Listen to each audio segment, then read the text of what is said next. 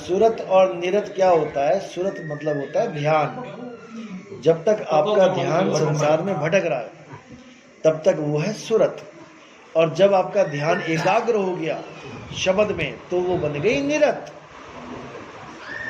निरत यानी एक जगह पे रत जाना, स्थिर हो जाना, रतने वाली। निरत यानी एक जगह पे एकाग्र हो जाना, अब भटकेगी नहीं वो। तो हमने सुरत को निरत करना है। सूरत भटकती है, सुरत भटक सकती है, निरत नहीं भटक सकती। निरत का मतलब ही एकाग्र है, चीज एक ही है, निरंतर चीज है। निरंतर तुम्हारा ध्यान जब तक भटक रहा है ये सुरत है। इसको बोला सुरत फंसी संसार में, तासे पड़ गई दूर। सुरत बांध स्थिर करो, यानी अब सुरत को निरत कर लो। निरंतर है, निरत निरंतर नहीं, निरंतर तो शब्द है। शब्द निरंतर से मन लागा। निरंतर यानी जिसमें कोई अंतर ना हो, जो लगातार चल रहा है, एक रस चल रहा है, उसी में सुरत को लगा लेना है। जैसे आपको 5 शब्द दिए गए, 5 आवाजें भी दे दी अलग अलग। अब जो चीज खुद ही बदल गई उसको तुम परमात्मा कैसे कहोगे? 5 आवाजों का मतलब है 5 रूप बदल जाना। तो जब वो बदल ही गया तो परमात्मा कहाँ रहा? पकड़ भी कौन से करे, पहचान भी कौन से करे। तो फिर कितने साल हो गए राधा स्वामी में? राधा स्वामी नहीं, आनंद ब्रह्मा। अरे वो राधा स्वामी है। 34 साल। 34। ये क्या मीठा होता है? ये कांचे बड़े हैं। कैसे खाने होते हैं? तो आज परमात्मा शरीर से अलग है या अलग है, अलग है, अलग। अजूनी, अजूनी से भंग। अजूनी यानी जूनों से रहित है।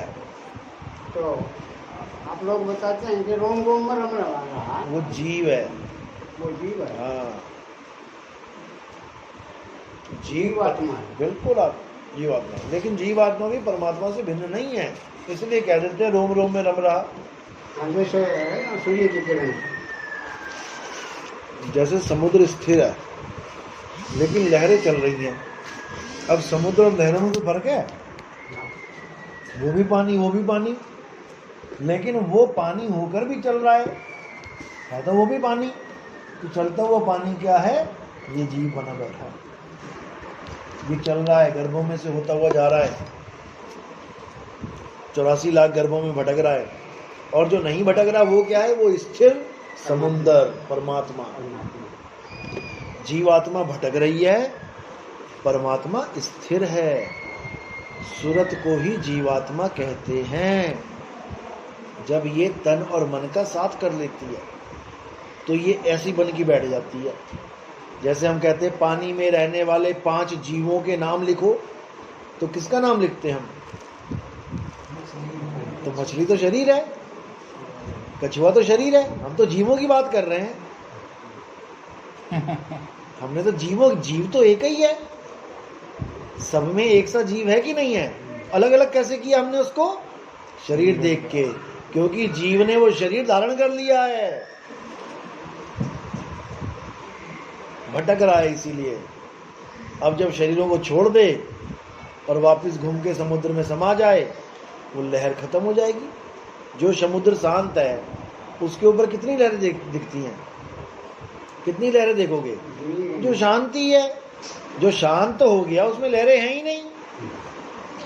यानी सारी लहरें जो भाग रही थी वो शांत हो गई। जितने जीव ये अलग अलग अलग अलग बैठे हैं ये सब एक हो जाएंगे। हाँ, अलीगढ़। Hello hello, Sahib बंगी Satnam. साहिब बंगी सतनाम साहिब जी, मैं अलीगढ़ से बोल रहा हूँ साहिब जी। नाम बोलो। मैं ओम प्रकाश शर्मा।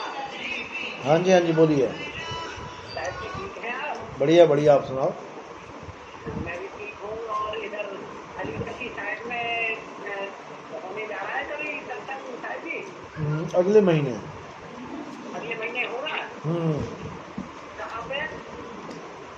वहीं अलीगढ़ में ही, या इलाज में, अलीगढ़ में। अलीगढ़ में होगा? अलीगढ़ में, खास अलीगढ़ में? हाँ, करेंगे इस बार। अच्छा, अरे बहुत खुशी हो रही है सर। चलो, अच्छी बात है। तो गए थे हम पिछली बार। अच्छा अच्छा। सर जी मैं थोड़ा सा मेरा भ्रम है, मैं मेरी ये क्लास में ही आप आए थे ना।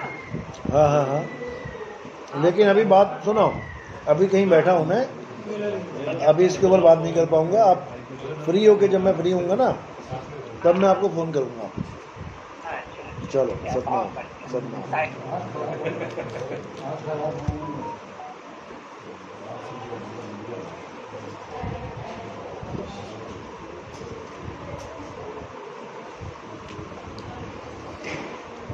आपको दोबारा से ABCD पढ़नी पड़ेगी हमारे सत्संग की। जो पुराना पढ़ा हुआ है उसको छोड़ देना बिल्कुल,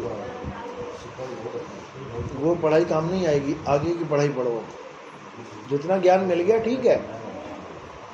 अब ये ज्ञान समझ के ये भी चेक करते जाओ कि वो ज्ञान सही भी मिला कि नहीं मिला, और आगे का भी ज्ञान पकड़ते जाओ, दोनों काम हो जाएंगे। पिछली गलतियां भी ठीक हो जाएंगी और आगे विवेक बढ़ भी जाएगा, आगे बढ़ने की ताकत भी आ जाएगी।